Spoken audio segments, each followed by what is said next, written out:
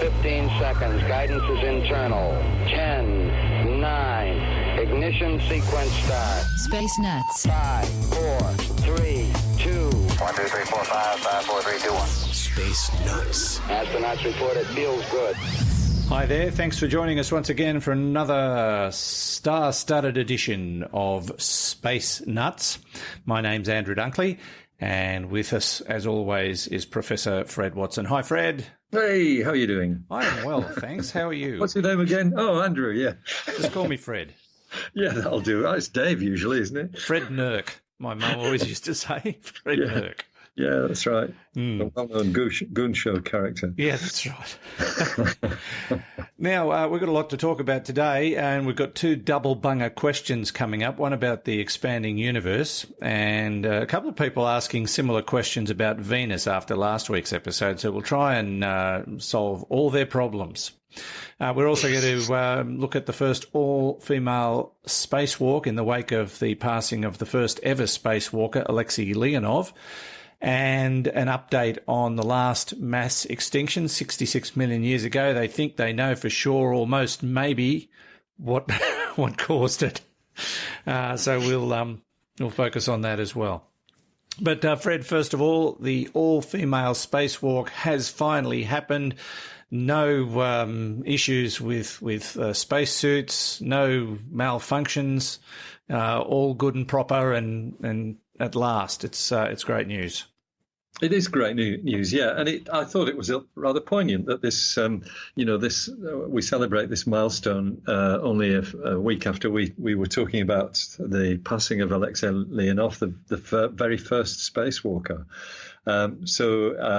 He, I think, would be impressed that for the first time, there's been an active spacewalk on the International Space Station, which was all about actually doing some repair work on the outside of the space station, but by two women rather than by either a mixed crew or an all-bloke crew, which is kind of what things were in the days that he was working in space.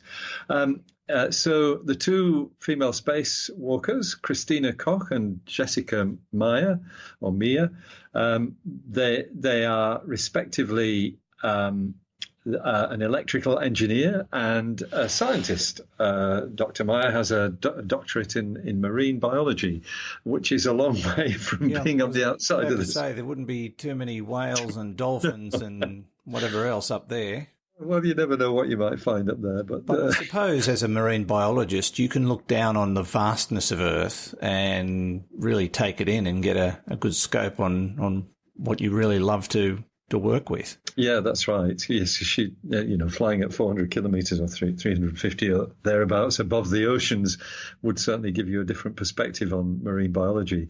Their mission was...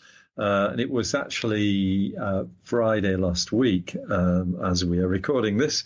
Their mission was to replace something called a BCDU, which it sounds just like a battery. It's a battery charge discharge unit. And that's what batteries do, charge and discharge. So BCDU is a good name for it. And it was on the Port 6 truss structure, just to give you your geography of the International Space Station. It's actually right on the end of the space station, actually, where one of those huge sets of solar panels is mounted. There's big sets of solar panels at either end of the main truss of the... It's also where they eject the space doogies. Apparently it is, yes, there you go. Somewhere they do that, that's right.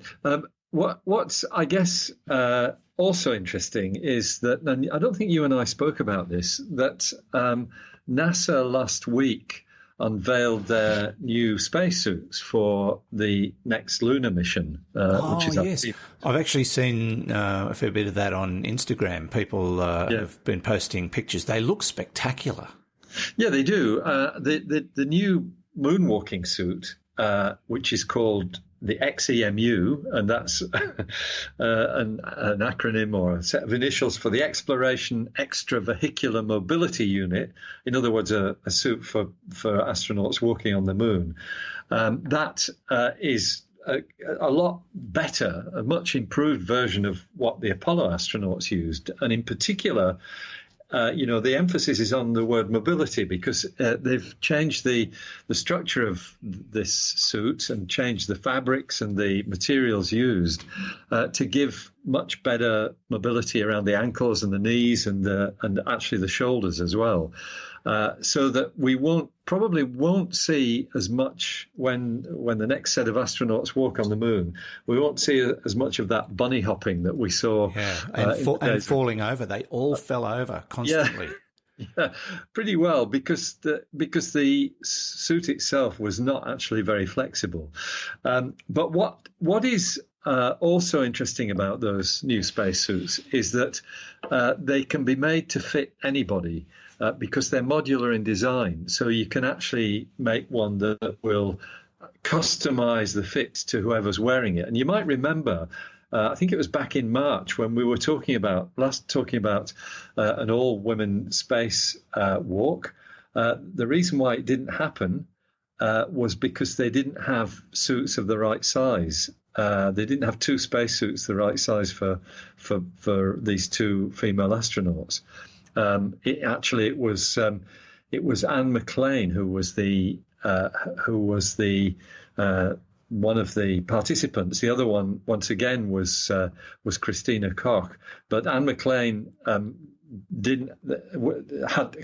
make the spacewalk because they didn't have a medium-sized suit there for her. So that problem will be fixed with the new moonwalking suits, which can be made to fit anybody, basically. Actually, that would get somebody my length into one.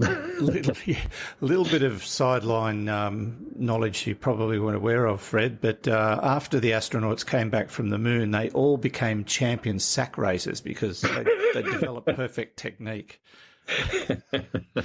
But they developed that in 1/6 gravity, and yes. That's a lot easier than. Yes, I'm sure it was.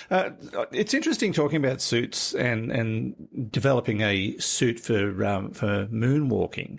Does that basically mean that they're going to have to develop a different suit for every different environment that the astronauts will ultimately face? I mean, if and when we eventually walk on Mars, the moon suit may not be right for that environment. That's absolutely right. It will be quite a different construction, I think, for Mars. The environment on Mars is different in the sense that, first of all, you've got an atmosphere there, even though the pressure is very low. It's enough different from the vacuum on the moon that you would construct it differently. And of course, that means you've also got to have a suit that will survive the wind. It will survive the particles of fine dust being blown around by the wind. That none of that happens on the moon. So yeah, it will be different. And in fact, when NASA unveiled the new what's it called again? The XEMU suit for moonwalkers last week. They also unveiled a new suit for crew to wear during takeoff and re-entry, because that is again a different kind of suit. And for a start, it's orange, which is just in case there's something untoward happens, either going up or coming down. It means you can find the astronaut very quickly because the orange suit actually stands out very, very much in the landscape. And probably useless on Mars, though. No, that's right. Wouldn't be a good place to do that on Mars. You just blend into the background. Yeah, they'll have to come up with a different colour. Yeah, bright yellow probably. Maybe, yeah. No, it's fantastic that they've finally and when you have a delay in a situation in space, regardless of what the vessel is. Like they had that all-female spacewalk planned, but then they had to stop it because of the wardrobe malfunction, and it took 6 months to get it going again. It's just not an easy fix, is it? No, that's right, and it has to wait for the calendar bit to be right with the personnel that are actually aboard the International Space Station at the time. They did get the privilege of a phone call from the president. But I think that they lost a line somewhere along the road there. So he only had time to ask one question, something like, "How does it feel?" or something like that. Anyway. Oh, that's what happens. I mean, It is. communications is probably one of the most critical and yet fragile factors of space travel. So, Indeed, and we that's right. certainly witnessed that during the Apollo missions. Australia was quite instrumental in enabling some of those communications, particularly during Apollo 11. So, it's fascinating the way it all comes together. But That's yes, we should again congratulate the astronauts Jessica and Christina for their wonderful historic moment, and something they'll probably never forget. Oh, I bet they won't. Yeah. So what did you do, Mum? What did you do? Oh, I replaced a battery charge discharge unit. Oh, no, I'm sure it was, parts need to be fixed. That's what it comes down to. You're listening to Space Nuts. Andrew Dunkley here with Fred Watson. Roger, you're loud and clear here also. Space Nuts. It's good to see our YouTube numbers ever expanding. We're almost halfway to 1,000, which would be good. it would be 500, but we're not there yet. So we're at last count 490 subscribers to our YouTube channel, which is terrific. People are responding. I mean, here's a little secret. Just subscribe. And if you don't want to listen on YouTube, you'd prefer to listen on your favourite platform, doesn't matter. I mean, the numbers still stack up. Shh. Anyway, 490 subscribers on YouTube. You can find us at youtube.com/c/Space Nuts if you would like to be a YouTube Space Nuts channel subscriber. We're targeting 1,000. That's where we've got to go. Maybe I should subscribe. I wonder if I can. Yeah, I probably can. Yeah. Maybe I already have. I have no idea, Fred. Let's move on to our next topic. I'm subscribed to so much stuff online. I've forgotten half of it, and because I don't like getting too much spam, I've never bothered to sign up for any, information via email. So I'm probably subscribed to all this stuff that I'll never ever see. Now we've talked about this very many times, and that is the event that led to a mass extinction 66 million years ago.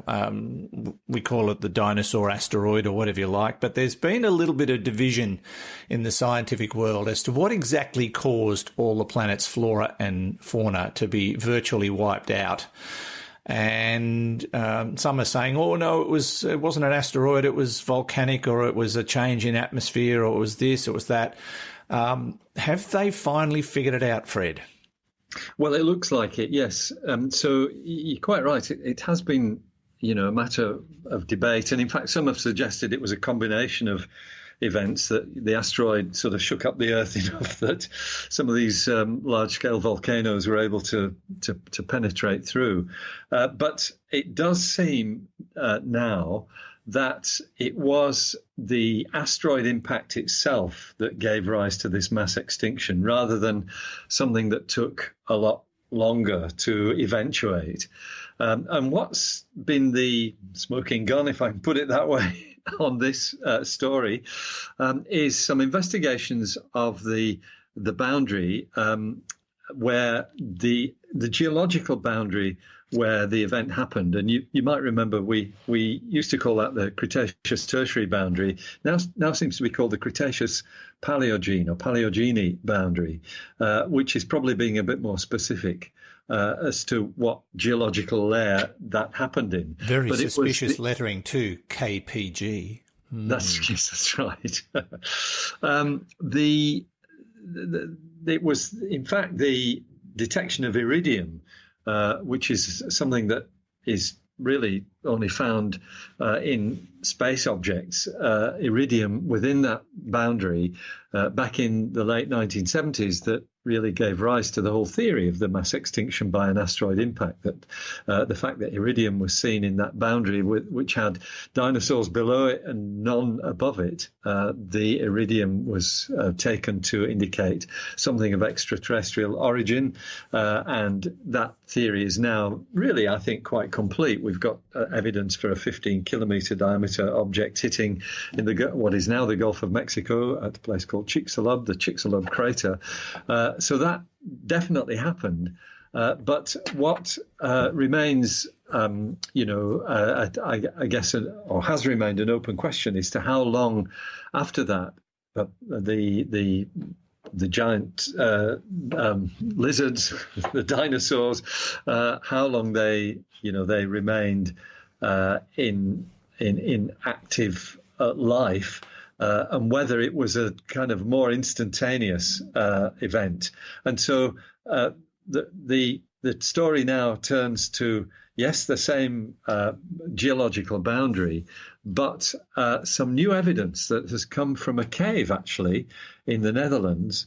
And it's there is apparently some very good deposits there. It's scientists from Yale University who have led this work. And in fact, the lead author is Michael Hennihan. I think that's how his name is pronounced.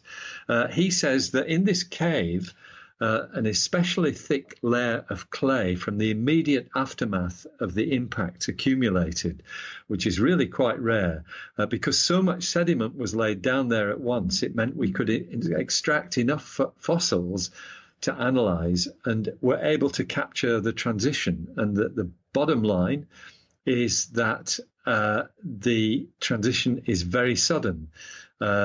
He says for years people have suggested that there would be a decrease in ocean pH, and of course pH is a measure of acidity. The lower it is, the more acid the water is. A decrease in ocean pH because the meteor impact hit sulfur-rich rocks and caused the raining out of sulfuric acid. But until now, no one had any direct evidence to show this happened. And so what they've done is they've analysed. Actually, it's the fossils of a tiny plankton in this layer of clay, and can see how the fossil, how the plankton changed in its abundance, and basically he says that before the impact event, they couldn't detect any increasing acidification of the oceans, but in the layers above that, there was this immediate, signal of a much higher acidity in the oceans. The bottom line is that then would prevent, these plankton from growing, and they were basically wiped out effectively at the same time as the dinosaurs. And they're at the bottom of the food chain as well, these things.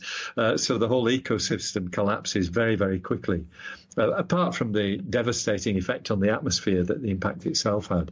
So this is yet more evidence that was a very rapid change in the atmosphere of the Earth. It caused a very rapid change in basically the flora and fauna of the Earth, and really pins the responsibility for all that on the asteroid rather than the volcanoes that people have suspected might have also contributed. Aha. Well, there it is. The funny thing is when we started looking at the possibility that it wasn't actually directly a result of the asteroid, and we were looking at other things like volcanic eruptions and atmospheric change because of that, et cetera, a lot of people in the media over the course of the next year or so still referred to the asteroid as being the smoking gun, and now it's all come full circle, and that is in fact the truth. And yeah, seems to be, that's right. So even in their inaccuracy, the journalists around the world have been spot on.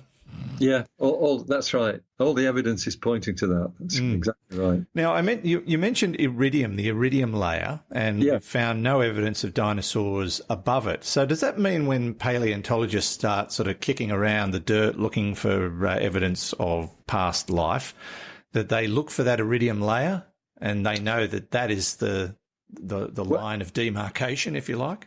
Yes, that's right. It's that Iridium layer is just one of the many layers that are in the rocks of the Earth.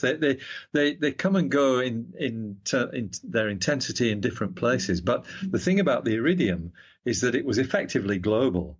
So, in fact, I think it was first investigated in Italy. I've got a photograph of the two scientists who did that, a father and son team. Their surname was Alvarez. It was Lewis was the father, and I think, is it David or Michael? I can't remember. I think it might be David, the son. There's a famous photograph of them standing beside this geological layer. I think it's in a quarry, actually, in Italy.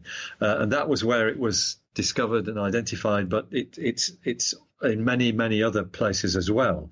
And the fact that it's global tells you that the effect of whatever it was, this extraterrestrial source of iridium, it affected the whole world, basically. Okay. Did we ever give that asteroid a name? No, I don't think it has got a name. I think it's usually called a dinosaur-killing asteroid. But you could usually it would be called the Chicxulub event, you know, the actual impact itself. So an anonymous asteroid that made a big change here on planet Earth. Yep, there it is. All bets are off. The asteroid did it. Yep. And paid the ultimate price for it too. You're listening to the Space Nuts podcast, episode 176. I'm Andrew Dunkley with Fred Watson. 0G, and I feel fine. Space Nuts. Once again, Fred, if people would like to join us on Patreon, they can do that through our Patreon account, patreon.com/spacenuts. If you are so willing to part with a few dollars a month to contribute to the Space Nuts podcast, you can do that. We've got 62 patrons now, Fred. It's just inching up week by week, which is lovely. So thank you for your contribution. It is much appreciated, and it is going to a good cause. It is the Hugh Drury Superannuation Fund. Hugh being our producer. No, it's being used to keep us afloat, basically. And every dollar you put in is greatly appreciated, and we think you're wonderful. Patreon.com/spacenuts is the website if you want to pop along and just take a look. It's not for everybody, and we're not making it a thing, but if it's something you'd like to do, then wonderful. We appreciate it very much. Now to some questions, Fred. Now this is interesting. We've got 4 questions from 3 people via 2 presenters in one segment. I don't know how I worked that out, but we'll go to the first question. This one comes from Chris. I don't know any more than that, except that it's Chris. I don't know where Chris is from, but his name is Chris. So hi, Chris. Thanks for the question. His question is about the expanding universe. Love your show. Always been a big space nut and science nerd myself. I have many questions regarding the expanding universe. In the brief amount of reading I've done, it appears that the Hubble constant has changed over the lifespan of the universe. It also appears that gravity is a major influence. With the universe expanding and that expansion increasing, does that mean that the parsec unit of measure is also changing? Or would it stay the same as other measures also change, i.e. the AU, as in the Earth is expanding away from the Sun? In other words, would the distance to a star measured in parsecs remain constant as the distance measured in light years increases? Moving on from the idea of a uniform expansion, is it possible that the universe might be expanding at different rates or even contracting in areas based upon the local gravity environment, and the Hubble constant is not constant but actually variable? Regards, Chris. Oh, I love this question. I love both of the questions. Just, it makes you it turns your brain upside down. It does. Okay, so the first, it's a really good question. Is the parsec as a unit of measure changing? Let me just explain what a parsec is. It's actually how we measure distances in interstellar space. So if you're measuring distances for the planets, you can do that more directly. We understand from the way planets orbit around the sun what distances are involved, and that was what Johannes Kepler sorted out at the beginning of the 17th century. But for the distances of the stars, we use a unit. In common parlance, we use the light year, but astronomers actually use the parsec. And a distance of 1 parsec corresponds to an object that has a parallax of 1 arc second, 1 second of arc. Now, a second of arc is a very small angle. It's 1/3600th of a degree. It's the size of a dime or a dollar coin held up at 5 kilometers or 3 miles or thereabouts. It's a very, very small angle indeed. But what does parallax mean? It means that you look at the way the position of an object seems to change as the Earth goes around the Sun in its orbit. And so the Earth's orbit is 300 million kilometers in diameter. We actually don't take the full diameter, though. The parallax is defined as measured from the null position. In other words, when the Earth is kind of directly in line with the Sun when you're looking at the object in question. I'm not explaining this very well. Let me go back and do it a different way. If you imagine the position of a star seen from one side of the Earth's orbit, and then 6 months later from the other side of the Earth's orbit, that gives you twice the radius of the Earth's orbit as being the baseline. And we take the radius of the Earth's orbit as the baseline to define a parallax of 1 arc second, in other words, a parsec. I don't know whether you get that, but anyway. My brain just went numb. It's the angle subtended from the star by the radius of the Earth's orbit. Okay? Right. That's, if you imagine yourself now on the star, looking back at the Earth's orbit, the radius of the Earth's orbit is 1 arc second, as seen from the star. That's how you define a parsec, the distance of a parsec. Now, we astronomers think that's too hard for people to get their heads around. So really? traditionally, we've converted it into light years, and it's about 3.3 light years, 3.26, I think is the number, light years in a parsec. And a light year, of course, is the distance light travels in 1 year. It's 9.5 trillion kilometers. But it's not a distance.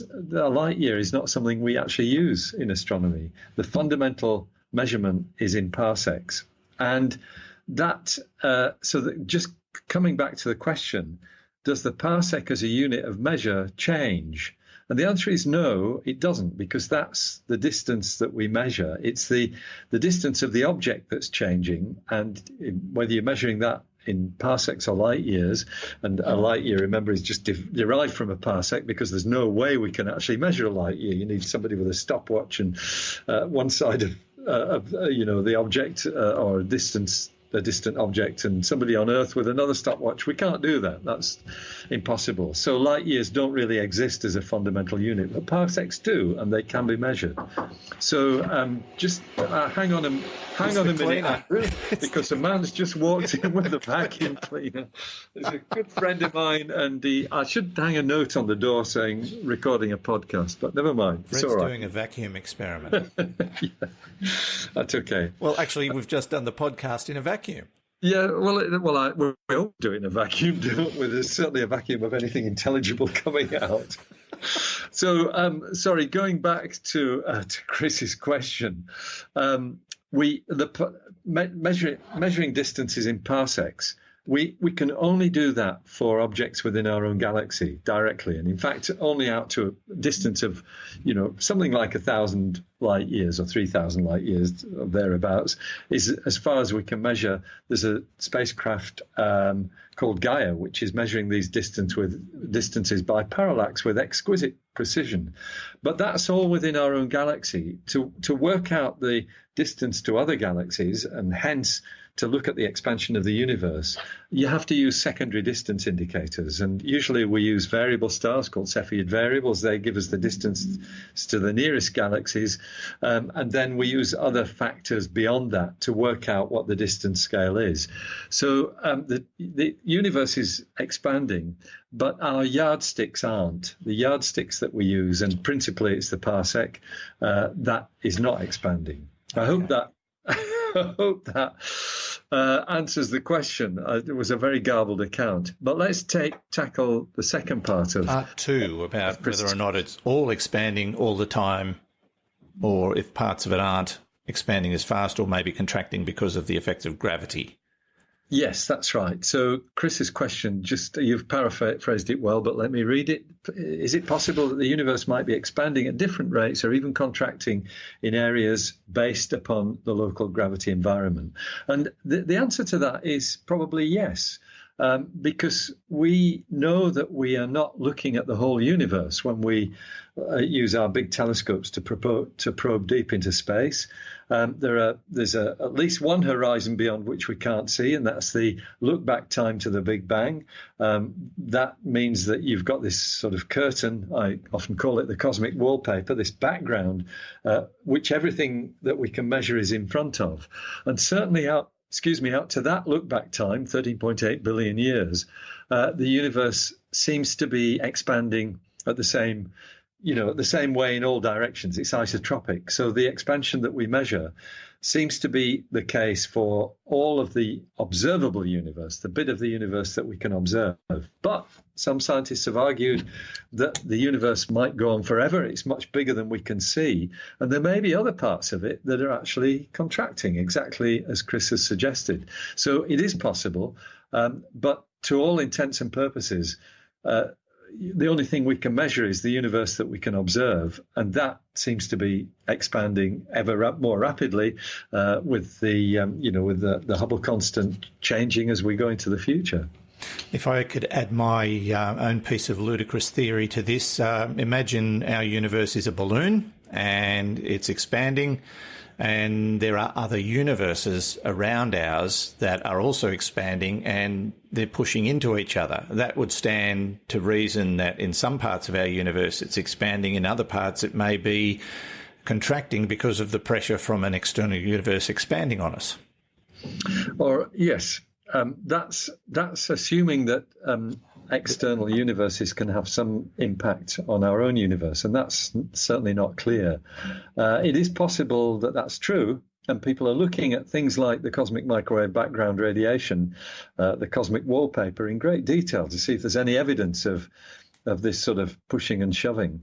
But if you've got all the other universes in the multiverse in the fifth or sixth or seventh dimension, it may not be that they would have any influence on our own universe. The one hint that maybe they do is that gravity is such a weak force compared with the other fundamental forces of nature.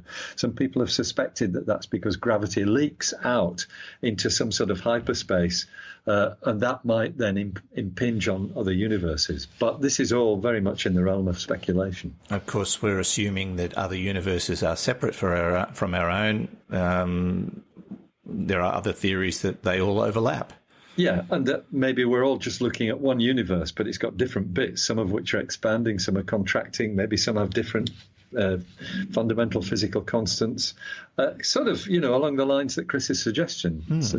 So it's a good suggestion. Wonderful. Thank you, Chris. Great question. Really good question. Loved it.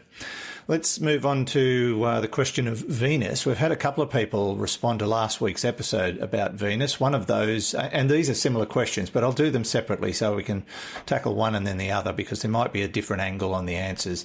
This one comes from Ash Rose. Awesome podcast. I only just discovered it and look forward to catching up with all episodes. No, sorry, the last one you listened to was the end.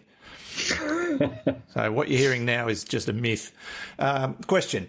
Is the fact that both Mars and Venus both lack magnetic fields the reason why they both became hostile to garnering life, maintaining water and continental plates? Venus has had a gas explosion, much like what we've seen in the Siberian traps. Mars once had a strong magnetosphere, keeping its atmosphere intact. Is it down to having the right mix of heavy metal cores?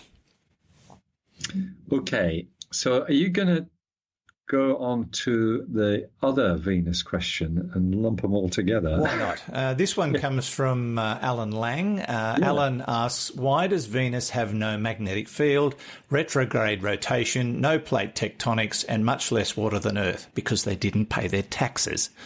I would argue that these features cause the runaway greenhouse effect, and volcanism is a byproduct of the lack of plate tectonics. Thank you for your show and your sister programs. He's talking about space-time with Stuart Gary, of course. Yeah.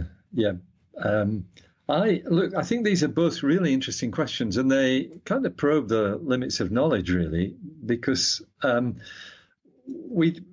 some ways, we know more about Mars than Venus in this regard. Mars doesn't have a magnetic field. There is some evidence that once it did, because there are places where there are hints that of magnetism that may be the result of plate tectonics that shut down. So you've got magnetism occurring along the boundaries of the tectonic plates, and the reason why we think the plate tectonics shut down on Mars is because of this. It's not got the right amount of. It's not really so much the right mix of heavy metals in the core. Excuse me. It's the mass of the core. Mars probably does have a metallic core, but it's a much smaller body than the Earth. It's only half the diameter of the Earth. And so the suspicion is that it's cooled much more rapidly, and that has shut down plate tectonics. Now, the evidence of the lack of plate tectonics is not just what we can look at. It also comes from the InSight lander, which is sitting on Mars's surface with a very sensitive seismometer, which is certainly picking up Mars quakes, but they're not at the level that you would expect if there were any kind of plate tectonics going on. So that activity seems to be completely shut down. Mars seems to have a single continuous crust. That's borne out as well by the fact that it's got this gigantic volcano, Olympus Mons, 27 kilometers high, which suggests that the crust of Mars stayed stationary over a hotspot down in the mantle of Mars, allowing that volcano to build up to its current height. Unlike the equivalent volcanoes on Earth, which is the shield volcanoes in Hawaii, which are dotted along, the direction in which the continental plate or the crustal plate was moving over the hotspot that formed them. So that's all sort of fairly clear. So Mars, it seems to be the small size of Mars that has caused it to lose its atmosphere or lose most of its atmosphere because of the shutdown in plate tectonics, not replenishing the carbon dioxide in the atmosphere, shutting down the carbon cycle, in fact. Now, Venus is a different object. We don't actually know for certain whether Venus has plate tectonics or not. The assumption is that it doesn't. But it does have more volcanoes on its surface than any other object in the solar system. We think they're all extinct, but the fact that it has this clearly a past history of extreme volcanism suggests that perhaps it did have plate tectonics, which have now shut down. But the reason for that is less obvious than it is with Mars, because Venus is the same size as the Earth. And it does indeed have this runaway greenhouse effect on the in the atmosphere of the planet, a very hot temperature, 450 or 460 degrees Celsius, and the absence, exactly as Ash says, of a magnetic shield. Nothing to shield the atmosphere from this bombardment by the subatomic particles of the sun. So I think Venus is more of a puzzle than Mars is. We've got some evidence, and you and I have talked about this, that perhaps perhaps Venus was once warm and wet. People have modelled the atmosphere of Venus and suggested that perhaps in the distant past it could have supported life. What happened to change that, we don't know. And we don't know too much about the core of Venus either. Because of the fact that it doesn't seem to be able to sustain plate tectonics, unless plate tectonics are ongoing and we're just not seeing the evidence of it. A lot of the problem is the fact that Venus has got this very thick and opaque atmosphere around it. So the only way you can really sense what's going on is by having radar measurements, and for that you need to put spacecraft in orbit around Venus. Yeah, and our observation capability of Venus is very limited. Visually, it's just this big yellow faffy thing. Radar is fairly limited, and putting something on the surface is not going to survive long because of the extreme heat. There's just so many factors that make Venus an ongoing mystery. Yes, a difficult planet to explore. That's right. So The hope is that we will, as time goes on, we'll learn more about Venus. We spoke, was it last week, about the lava flows on Venus that turn out to be granitic rather than basaltic, and that's suggesting that there wasn't much water around when those lava flows took place. So, yeah, great questions, which we really are at the frontiers of knowledge. We're not really capable yet of answering them. We can hazard a guess in the case of Mars, but Venus, as we've said, is much more of a mystery. Okay. And thank you to Ash and Alan for sending in those questions about Venus, and we appreciate it. It's always good to try and investigate new possibilities and open our minds to what you're thinking. So thanks again.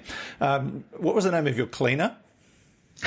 Well, that's a really poignant question, because Ruben, who was our cleaner for a number of years. I got to know him really well. He's a Chilean gentleman. He was full of beans, full of life, but sadly passed away about 2 months ago. I was at his funeral. It was very, very sad. So I haven't had time yet to form a relationship with our new cleaner, who no doubt is feeling embarrassed because he walked in on a podcast, but he doesn't know that. But the reason I ask is because I was just going to recognise him, but I remember a mate of mine I worked in radio with years and years ago used to work for one of the stations in Canberra, and they had a cleaner that used to come in every afternoon. Now, they told him time and time again, don't go in there, that's the live to air studio, but he just didn't get it. So he just used to burst in while they were on air, whether the microphone was on or not. He became a part of the show. Of course. That's my inspiration for leaving stuff in. That story, I thought to myself, well, I hope that happens to me one day. And there it is. Well, I tend to do that. If people walk in the radio station and I'm on air with the mic open, I just let it go, because it just adds to the fun. So I love that story. Also reminds me of a story of a new radio station that was using touch screens for the first time some 20 or 30 years ago up in Queensland, and a cleaner came in and used spray on the screen and gave it a wipe, and they were off air for 2 weeks. That's an absolute ripper. One more thing before we finish up. We have a Space Nuts shop, Fred. Oh, well, I didn't know that. That's an astonishing If you go to, I've got to find the URL now, bitesses.com/space nuts. You'll find all our episodes there as well. But if you scroll down, you can contact us via that. We have a communications satellite on our... No, we don't. We have an interface where you can ask questions via our website. But we've got products. So if you want... We get a lot of people saying, gee, I'd love to get a Space Nuts T-shirt. We have them. They are there. You can buy a Space Nuts T-shirt from the Space Nuts shop. You can also... Fred doesn't know this. You can also buy Cosmic Chronicles. Oh, well, that's good news. Yep. There are links to your books on our page. There are also links to my books. I've been looking since they've been on there. No clicks. But so I've just clicked on the website that you've just given me, and I've got a big yellow screen that says warning, potential security risk ahead. That's funny. I did the same thing that says your connection is not private. I'll get on to our producer. He's obviously not using the Patreon money. Yes, to keep the licenses updated. Exactly. So anyway, we'll get that fixed. But yeah, you can log on there and buy product if you so desire. The links to all the books and where you can get them, and there it is. Stuff. That's you probably sell nearly 1 million via the website, Fred, I would imagine. Get yourself a bestseller. So. 1 million would cheer me up very, very much. Would cheer me up too. Yeah. Anyway, thank you as always, Fred. It's been a great pleasure. Yeah, thanks for having me, Andrew. Good to talk to you too, and we'll do Space Nuts again next week, probably. I do hope so. And thank you for listening. As always, we really appreciate the feedback. Keep it coming, and we'll catch you next time on another edition of Space Nuts. Space Nuts. You've been listening to the Space Nuts podcast. Mission complete, Houston. Subscribe to the full podcast on iTunes and Stitcher or your favourite podcast distributor. This has been another quality podcast production from Bitesz.com.